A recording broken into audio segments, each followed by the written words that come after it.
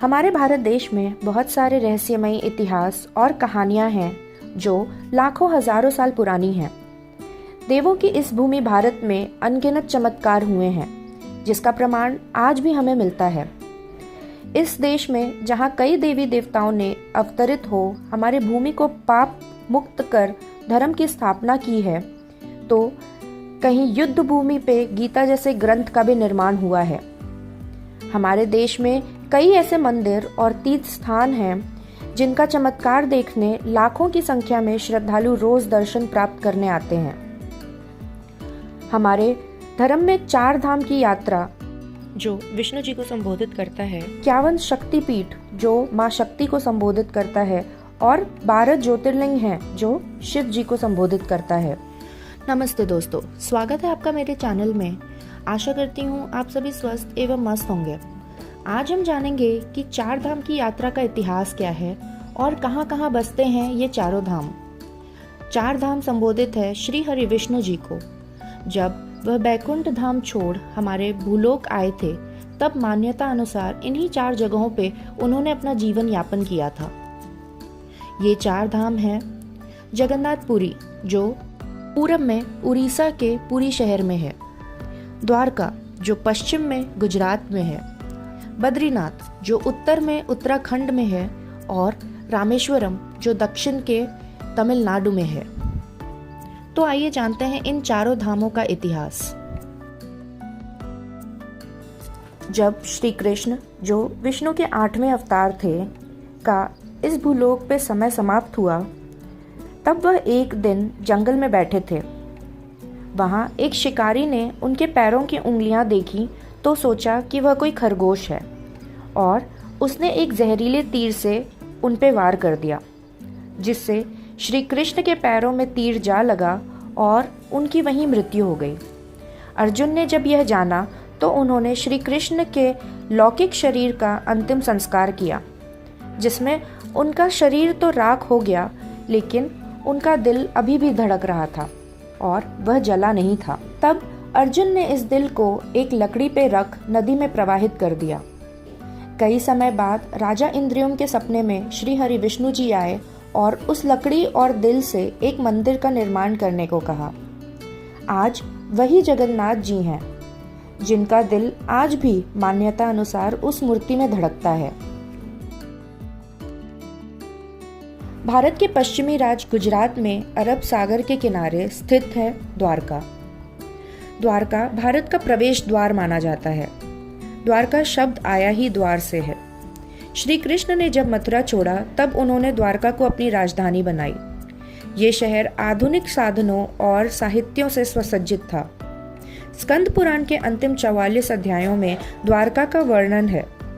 यहाँ से श्री कृष्ण कलयुग की शुरुआत करना चाहते थे, लेकिन गांधारी के एक श्राप के चलते ये शहर अरब सागर में ध्वंस हो गया, जिसके अवशेष आज भी हमें मिलते हैं। उत्तराखंड में चाबोली जिला में अलकनंदा नदी के किनारे स्थित है बद्रीनाथ। बद्रीनाथ असल में शिव और पार्वती माता का स्थान था, जिसे एक युक्ति के जरिए श्री हरि विष्णु जी ने अपना लिया था। वह युक्ति यह थी कि श्री हरि विष्णु जी भूलोक पे तप साधना में लीन होने के लिए कुछ जगह देख रहे थे।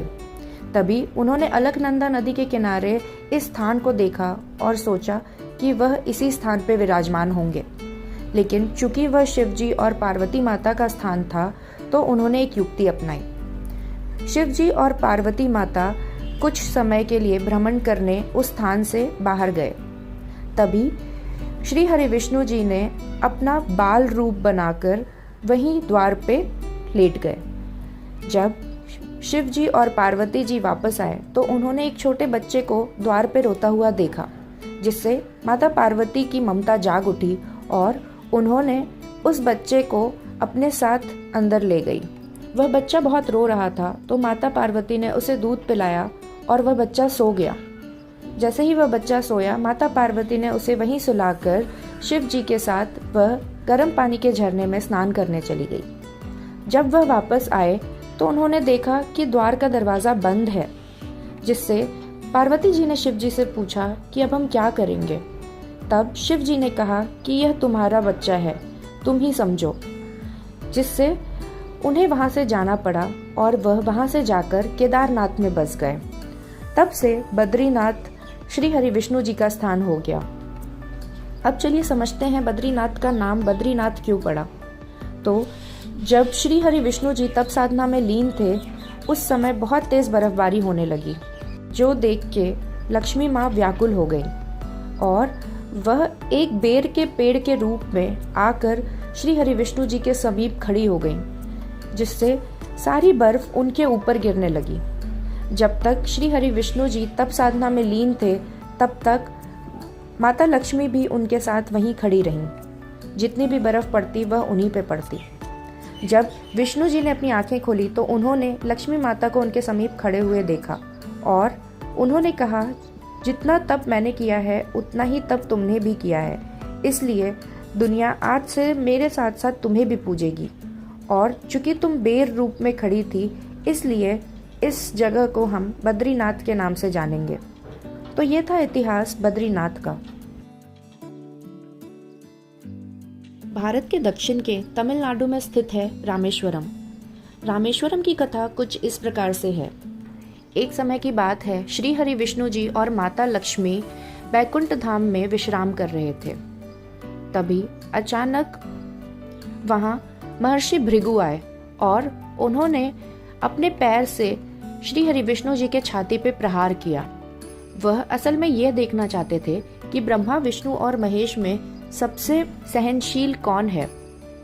जैसे ही उन्होंने श्री हरि की छाती पे प्रहार किया, वैसे ही श्री हरि उठ खड़े हुए और भृगु का पैर पकड़ उनसे पूछा, हे ऋषि, कहीं आपके पैर में चोट तो नहीं लगी? जो देख माँ लक्ष्मी व्याकुल हो उठी। उन्हें गुस्सा आया कि वह भृगु ऋषि को कुछ कह क्यों नहीं रहे हैं, जिससे वह रूठ के वैकुंठ छोड़ भूलोक पे आ गईं। उन्हें ढूंढते ढूंढते श्री हरि भी उनके पीछे पीछे भूलोक में आए। तब उन्हें पता चला लक्ष्मी माता पद्मावती के नाम से अब भूलोक पे रहती हैं। तब वह भी श्रीनिवास नाम से भूलोक पर सुसज्जित हुए। उन्होंने पद्मावती को देखा और उनसे विवाह करने की इच्छा रखी, किंतु विवाह के लिए लगने वाले पैसे उनके पास नहीं थे। तब ब्रह्मा और महेश को साक्षी मान उन्होंने कुबेर से कुछ धन उधार लिए और उनसे वादा किया कि कलयुग के अंत तक वह सारे धनों को चुका देंगे। विवाह के पश्चात माता पद्मावती और श्रीनिवास दोनों ही रामेश्वर में जाके बस गए, जहां आज रामेश्वरम मंदिर उपस्थित है।